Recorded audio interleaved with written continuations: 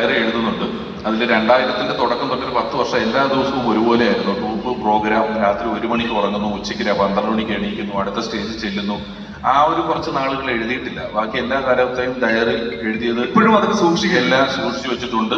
ആ ഡയറികളൊക്കെ എൻ്റെ കയ്യിലുണ്ട്. നമുക്ക് വലിയ അനുഭവമാണ്.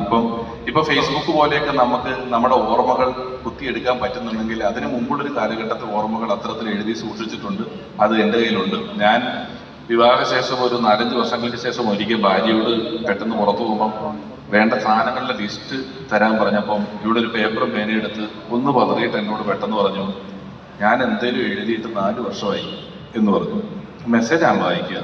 അപ്പൊ ഞാനും ആലോചിച്ചു, സത്യത്തിൽ ഇപ്പം ചില ഫോം ഫില്ലപ്പ് ചെയ്യുകയോ ചില ഒപ്പിടുകയോ ഒക്കെ മാറ്റി നിർത്തിയാൽ നമ്മളിൽ പലരും ഒരു പേജിൽ തികച്ചെഴുതാത്ത മാസങ്ങളും ആഴ്ചകളും കടന്നു പോയിക്കൊണ്ടിരിക്കുകയാണ്. അതിലെടുത്ത് തുടങ്ങിയാൽ അത് നല്ലതായിരിക്കും.